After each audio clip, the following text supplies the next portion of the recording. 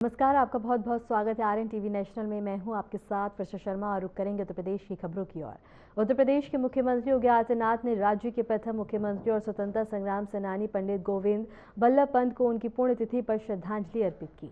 मुख्यमंत्री ने कहा कि स्वतंत्रता संग्राम सेनानी, कौशल अधिवक्ता और भारत सरकार के पूर्व गृह मंत्री पंडित गोविंद बल्लभ पंत की आज पुण्यतिथि है। उनके योगदान और नेतृत्व को नमन करते हुए मैं उन्हें श्रद्धांजलि अर्पित करता हूँ। सीएम योगी आदित्यनाथ ने पंडित पंत के कार्यकाल में उत्तर प्रदेश के विकास की नींव और उनके दूरदर्शी विजन का उल्लेख करते हुए कहा कि उनके द्वारा स्थापित सोच और नीतियां आज भी राज्य की अर्थव्यवस्था और प्रगति का एक मजबूत आधार है।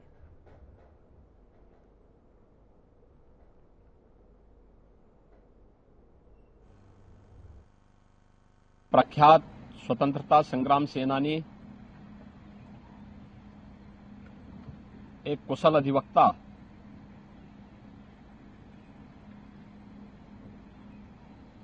एक सुयोग्य प्रशासक,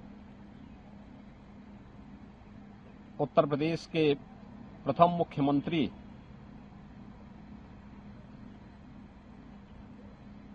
और भारत सरकार के पूर्व गृह मंत्री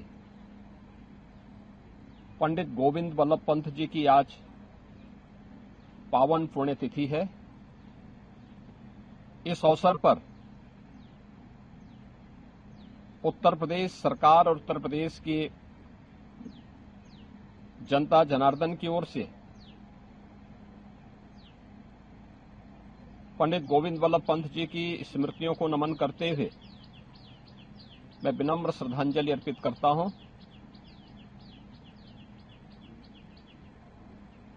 पेशे से अधिवक्ता पंडित गोविंद बल्लभ पंत जी का जन्म आज के उत्तराखंड राज्य में हुआ था। उस समय उत्तराखंड संयुक्त प्रांत का एक हिस्सा था। राष्ट्रपिता महात्मा गांधी के आह्वान पर उन्होंने अपनी वकालत छोड़ करके देश की स्वाधीनता आंदोलन में वे कूद पड़े थे। 1937 में जब ये देश गुलाम था तब उत्तर प्रदेश के प्रीमियर के रूप में भी उनका चयन हुआ था। स्वतंत्र भारत में संयुक्त प्रांत के और प्रथम आम चुनाव में उत्तर प्रदेश के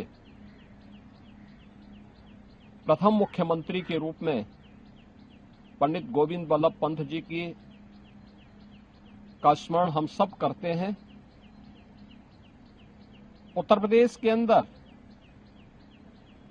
मुख्यमंत्री के रूप में उन्होंने विकास की जो आधारशिला रखी, जो विजन उस समय उन्होंने प्रस्तुत किया था, आज उत्तर प्रदेश उसका अनुसरण करते हुए भारत की अर्थव्यवस्था का एक प्रमुख आधार बना हुआ है। ये जो भी विजन है, उत्तर प्रदेश आज जो कुछ भी कर पा रहा है, इसके पीछे पंडित गोविंद बल्लभ पंत जी की सोच है। उन्होंने अपने समय में उत्तर प्रदेश के विकास के लिए, उत्तर प्रदेश में सुधार के लिए, रिफॉर्म के लिए बहुत सारे कदम अपने कालखंड के अंदर उत्तर प्रदेश के अंदर उठाए थे। उत्तर प्रदेश के मुख्यमंत्री के उपरांत वे भारत के गृह मंत्री के रूप में भी उन्होंने देश को अपनी अमूल्य सेवाएं दी। राजभाषा हिंदी को प्रोत्साहित करने के लिए, इसके प्रचार प्रसार के लिए उनकी बहुत महत्वपूर्ण भूमिका थी। देश की स्वाधीनता के लिए उत्तर प्रदेश और देश की बहुमूल्य सेवा के लिए 1957 में पंडित गोविंद बल्लभ पंत जी को भारत का सर्वोच्च नागरिक सम्मान भारत रत्न प्रदान किया गया। आज पंडित गोविंद बल्लभ पंत भौतिक रूप से हमारे बीच में नहीं, लेकिन उनके कार्य, उनकी प्रेरणा हम सब का मार्गदर्शन कर रहा है। मैं इस अवसर पर, आज उनकी पावन पुण्यतिथि है, प्रदेश सरकार की ओर से उनकी स्मृतियों को नमन करते हुए विनम्र श्रद्धांजलि अर्पित करता हूं।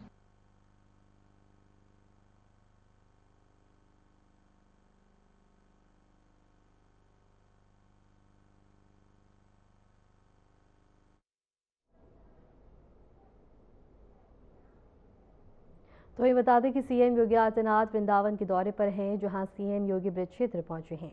श्री कृष्ण जन्मभूमि में उन्होंने दर्शन करेंगे और ब्रज विकास कार्यों का भी निरीक्षण किया जाएगा। इसके साथ ही बता दें कि अन्नपूर्णा रसोई का निरीक्षण किया जाएगा। ब्रज विकास परिषद की बैठक का भी आज आयोजन होगा। मुख्यमंत्री योगी आदित्यनाथ ब्रज क्षेत्र के दौरे पर हैं। उनके दौरे का मुख्य उद्देश्य क्षेत्र के विकास और धार्मिक स्थलों का निरीक्षण करना है। बता दें कि मुख्यमंत्री श्री कृष्ण जन्मभूमि का दर्शन भी करेंगे और वहां विशेष पूजा अर्चना में भाग लेंगे।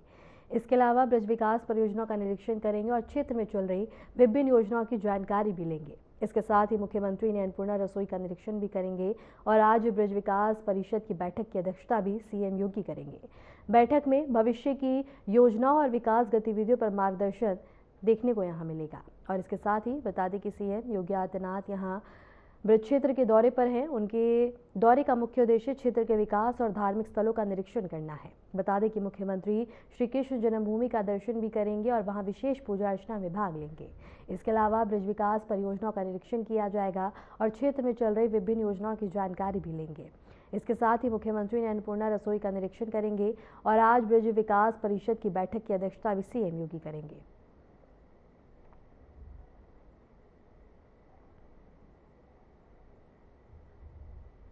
और इसी पर रुक करेंगे हमारे संवाददाता धर्मेंद्र चतुर्वेदी का। धर्मेंद्र, क्या कुछ जानकारी है? सीएम योगी ब्रज के दौरे पर है, क्या कुछ जानकारी? उत्तर प्रदेश के मुख्यमंत्री योगी आदित्यनाथ आज मध्याह्नकाल मथुरा दौरे पर आ रहे हैं। मुख्यमंत्री योगी आदित्यनाथ सबसे पहले वृंदावन में पवन हिंद हेलीपैड पर उतरेंगे और वहां से ब्रज तीर्थ विकास परिषद की 8वीं बैठक में ब्रज के विकास पर चर्चा करेंगे। ब्रज के विकास को लेकर ज्ञान मंथन और विचार विमर्श किया जाएगा। उसके बाद मुख्यमंत्री योगी आदित्यनाथ अन्नपूर्णा योजना का निरीक्षण करेंगे। इसके बाद मुख्यमंत्री योगी आदित्यनाथ 4 बजे मथुरा में श्री कृष्ण जन्मस्थान के दर्शन के लिए रवाना होंगे, जहां करीब 20 मिनट तक श्री कृष्ण जन्मस्थान का दर्शन व पूजा अर्चना करेंगे। मुख्यमंत्री के कार्यक्रम को देखते हुए मथुरा में कड़े सुरक्षा प्रबंध किए गए हैं। रूट डाइवर्ट किया गया है और भारी वाहनों का आवागमन मथुरा वृंदावन के प्रमुख मार्गों पर रोक दिया गया है। जी धर्मेंद्र, अगर बात की जाए तो सीएम योगी आदित्यनाथ श्री कृष्ण जन्मभूमि में दर्शन और पूजन भी करेंगे। मंदिर की ओर से क्या कुछ व्यवस्थाएं की गई हैं? उत्तर प्रदेश के मुख्यमंत्री योगी आदित्यनाथ का जब भी मथुरा दौरा होता है वो निश्चित रूप से वृंदावन के ठाकुर बांके बिहारी मंदिर और श्री कृष्ण स्थान पर दर्शनों के लिए जाते हैं। श्री कृष्ण स्थान पर दर्शन के लिए भव्य तैयारियां की गई हैं। श्री कृष्ण स्थान की सुरक्षा व्यवस्था को और कड़ा कर दिया गया है। चप्पे चप्पे पर सुरक्षा बल के जवान तैनात किए गए हैं। कुल मिलाकर मथुरा वृंदावन में सुरक्षा व्यवस्था कड़ी कर दी गई है। धर्मेंद्र, सीएम योगी आदित्यनाथ बैठक की अध्यक्षता करेंगे। क्या लगता है बैठक में क्या कुछ देखने को मिलेगा? किस तरह के निर्देश देखने को मिलेंगे? उत्तर प्रदेश के विकास के लिए उत्तर प्रदेश ब्रज तीर्थ विकास परिषद की 8वीं बैठक आयोजित की गई है। इसको लेकर ब्रज के विकास का ध्यान मंथन और विचार विमर्श किया जाएगा। इसको लेकर जिला प्रशासन के आला अधिकारियों द्वारा व्यापक तैयारियां की गई हैं। धर्मेंद्र, सीएम योगी आदित्यनाथ रसोई का भी निरीक्षण करेंगे और किस तरह से निरीक्षण किया जाएगा और अगर कोई खामी मिलती है तो उसके लिए क्या कुछ निर्देश दिए जाएंगे? उत्तर प्रदेश के मुख्यमंत्री योगी आदित्यनाथ ब्रज तीर्थ विकास परिषद की बैठक के बाद अन्नपूर्णा योजना का भी निरीक्षण करेंगे। इसको लेकर भी व्यापक तैयारियां की गई हैं। जिला प्रशासन मुख्यमंत्री योगी आदित्यनाथ के दौरे को लेकर पिछले कई दिनों से तैयारियों में जुटा हुआ था।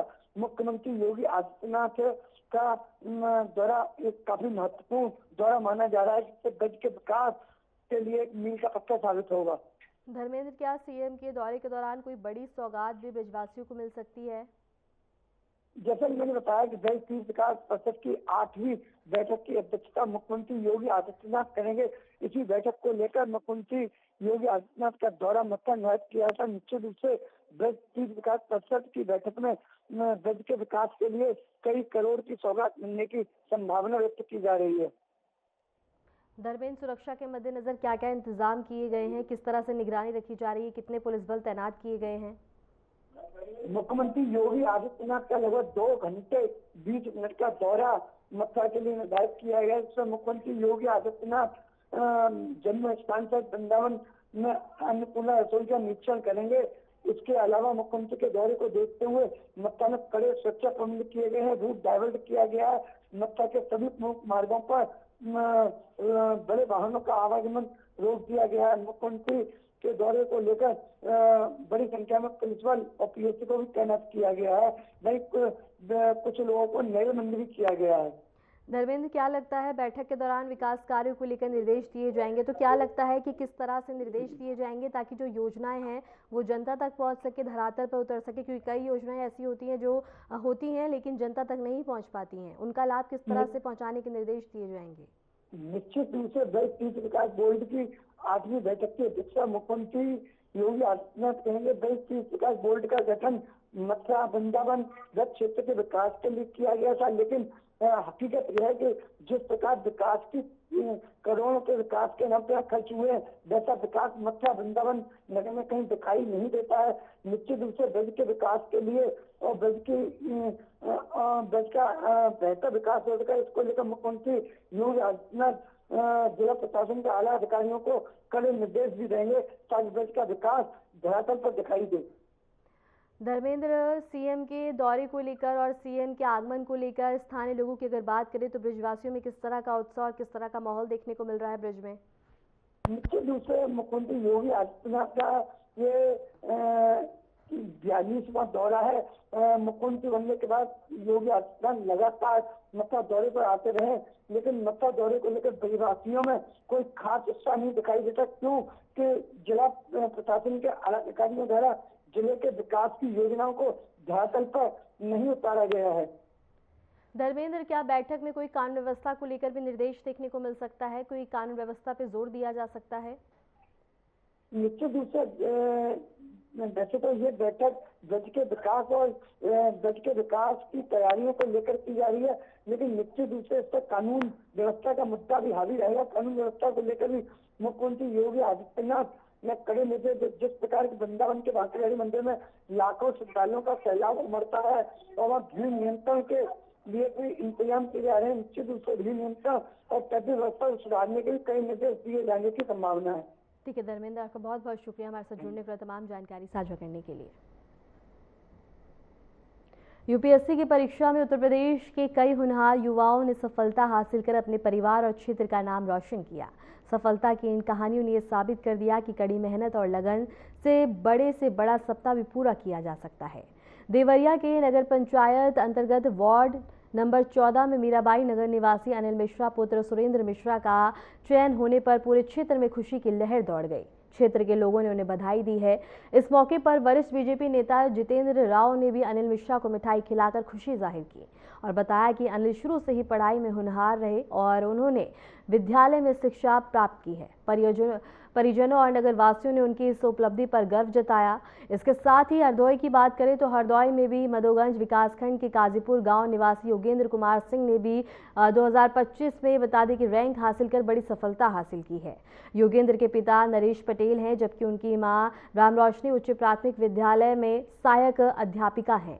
योगेंद्र की शुरुआती पढ़ाई लखनऊ पब्लिक स्कूल से हुई है और आगे की पढ़ाई उन्होंने लखनऊ से पूरी की। इसके बाद आईटी कानपुर से बीटेक करने वाले उन्होंने एक मल्टीनेशनल कंपनी में नौकरी की, लेकिन मां की प्रेरणा से उन्होंने तैयारी शुरू करी और दूसरी ही कोशिश में सफलता हासिल कर ली। इस तरह अंबेडकर नगर जिले के भी हसवंत थाना क्षेत्र के गांव निवासी विपिन देव यादव ने भी यूपीएससी परीक्षा में 316वीं रैंक हासिल कर गांव और जिले का नाम रोशन किया। विपिन देव के पिता राजाराम यादव चौकीदार हैं। समिति संसाधनों के बावजूद विपिन देव ने चौथे प्रयास में यह सफलता हासिल की। उनकी प्राथमिक शिक्षा गांव के जूनियर हाई स्कूल में हुई है और आगे की पढ़ाई भी उन्होंने इंटर कॉलेज अयोध्या और इलाहाबाद विश्वविद्यालय से पूरी की। उनकी सफलता पर गांव में जश्न का माहौल और लोग परिवार को बधाई देते हुए नजर आ रहे हैं। और ये 3 तस्वीरें भी हम आपको दिखा रहे हैं, हरदौई से, देवरिया से और अंबेडकर नगर से। और आप तीनों ही तस्वीरों में देख सकते हैं कि परिवार वालों में किस तरह से खुशी का माहौल है।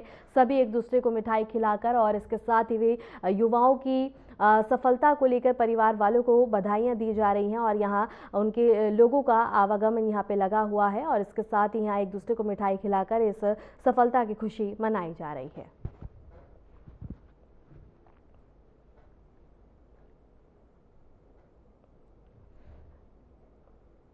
हाथरस जिले में प्रशासन ने बड़ी कार्रवाई करते हुए सरकारी जमीन पर किए गए अवैध कब्जे को बुलडोजर चलाकर हटवा दिया। ये कार्रवाई उस जमीन पर की गई जिस पर यूसीजी के विरोध में धरने पर बैठे ब्राह्मण चेहरा बताया जा रहा है पंकज देवरिया द्वारा कब्जा किया गया था। जानकारी के अनुसार हरियाई हॉस्पिटल की जमीन पर पंकज ने पशु बांधकर अवैध रूप से कब्जा कर लिया। मामले की जानकारी मिलने पर तहसीलदार पुलिस बल के साथ मौके पर पहुंचे और जेसीबी मशीन की मदद से अवैध कब्जा हटाने की कार्रवाई शुरू की। इस दौरान तहसीलदार के परिजन भी बता दें कि नोकझोंक भी हुई है और परिजनों ने कार्रवाई के लिए कुछ समय की मांग की, लेकिन प्रशासन ने इसे स्वीकार नहीं किया और तत्काल बुलडोजर चलाकर सरकारी जमीन को कब्जे से मुक्त करा दिया।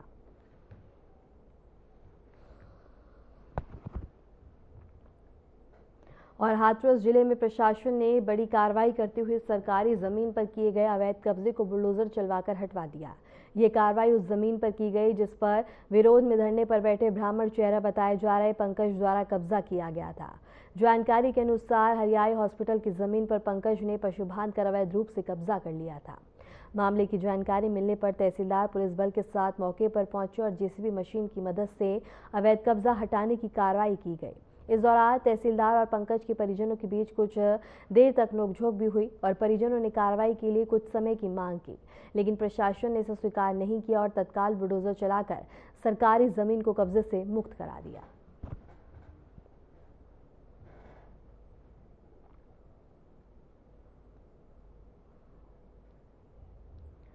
आजमगढ़ के रौनापार थाना क्षेत्र में पुलिस ने जाली करेंसी बनाने और उसे बाजार में खपाने वाले एक बड़े गिरोह का भांडाफोड़ किया। पुलिस ने अंतरजनपदीय गिरोह के 8 आरोपियों को गिरफ्तार कर लिया। उनके कब्जे से बता दें कि पैसे और लैपटॉप, प्रिंटर, कार समेत कई उपकरण बरामद किए।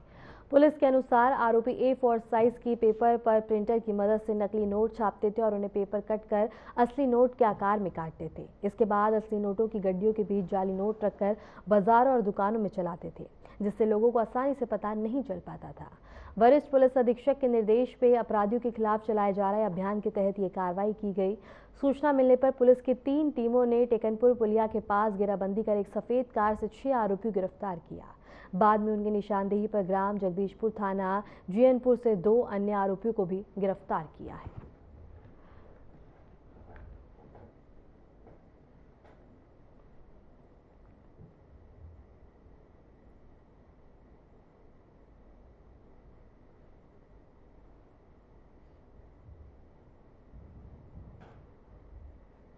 बता दें कि आजमगढ़ के रौनापार थाना क्षेत्र में पुलिस ने जाली करेंसी बनाने और उसे बाजार में बेचने और भांडाफोड़ किया है। पुलिस ने अंतरजनपदीय गिरोह के 8 आरोपी गिरफ्तार किया। उनके कब्जे से जाली मृदा, लैपटॉप, कार समेत कई उपकरण बरामद किए। पुलिस के अनुसार आरोपित A4 साइज की पेपर पर प्रिंटर की मदद से नकली नोट छापते थे और उन्हें पेपर कटर से असली नोट के आकार में काटते थे। इसके बाद असली नोटों की गड्डियों के बीच जाली नोट रखकर बाजारों और दुकानों में चलाते थे, जिससे लोगों को आसानी से पता नहीं चल पाता था। वरिष्ठ पुलिस अधीक्षक के निर्देशन में अपराधियों के खिलाफ चलाए जा रहे अभियान के तहत ये कार्रवाई की गई। सूचना मिलने पर पुलिस की 3 टीमों ने टेकनपुर पुलिया के पास घेराबंदी कर एक सफेद कार से 6 आरोपियों को गिरफ्तार किया। बाद में उनकी निशानदेही पर ग्राम जगदीशपुर थाना जीएनपुर से 2 अन्य आरोपियों को भी पकड़ा गया है।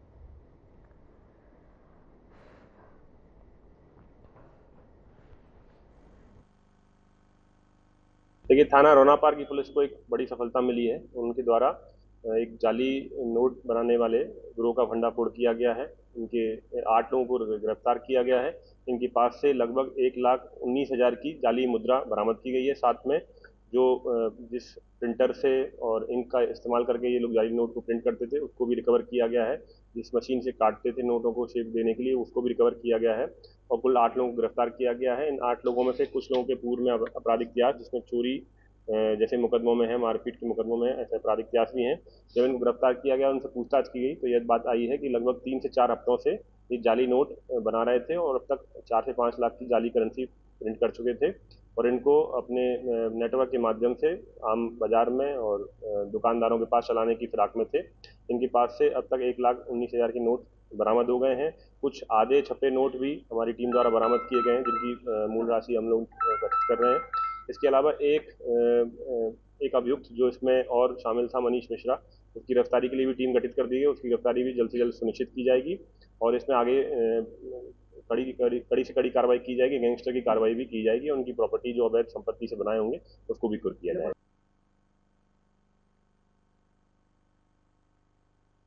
खबर सीतापुर से है, जहां जिले में इजराइल और ईरान युद्ध की खबरों के बीच फैली अफवाहों के कारण लोगों में अचानक से घबराहट का माहौल बन गया। पेट्रोल और डीजल की कमी की चर्चा फैलते ही कई पेट्रोल पंपों पर वाहनों की लंबी कतार लग गई। लोग घबराकर अपने वाहनों के टैंक फुल कराने के लिए पेट्रोल पंपों की ओर दौड़ पड़े हैं। बताया जा रहा है कि मोहम्मदाबाद और रामपुर मथुरा क्षेत्र के कई पेट्रोल पंपों पर अचानक से बड़ी संख्या में लोग पहुंच गए। बाइक और कार सवारों की भीड़ के चलते कई जगहों पर लंबी लाइनें लग गईं और कुछ समय के लिए अफरा तफरी जैसे हालात बन गए। हालांकि जिला प्रशासन ने स्थिति स्पष्ट करते हुए कहा है कि पेट्रोल और डीजल की कोई कमी नहीं है। अधिकारियों ने लोगों से अपील की है कि वे किसी भी तरह की अफवाहों पर ध्यान न दें और आवश्यक घबराहट से जरूर बचें।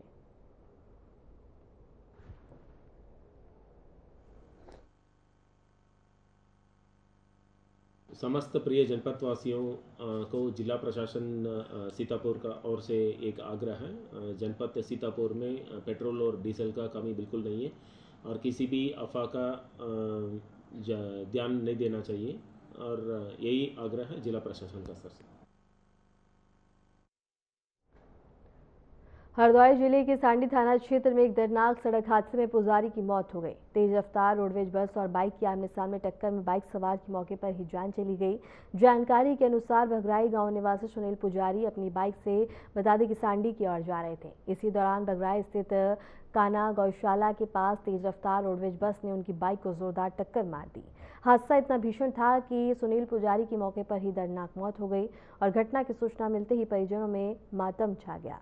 आक्रोशित परिजनों और ग्रामीणों ने शव को सड़क पर रखकर जाम लगा दिया और दोषियों के खिलाफ कार्रवाई की मांग करने लगे। सूचना मिलते ही पुलिस प्रशासन मौके पर पहुंचा और परिजनों को समझाकर जाम खुलवाने का प्रयास कर रहा है। पुलिस पूरे मामले की जांच पड़ताल में लगी हुई है।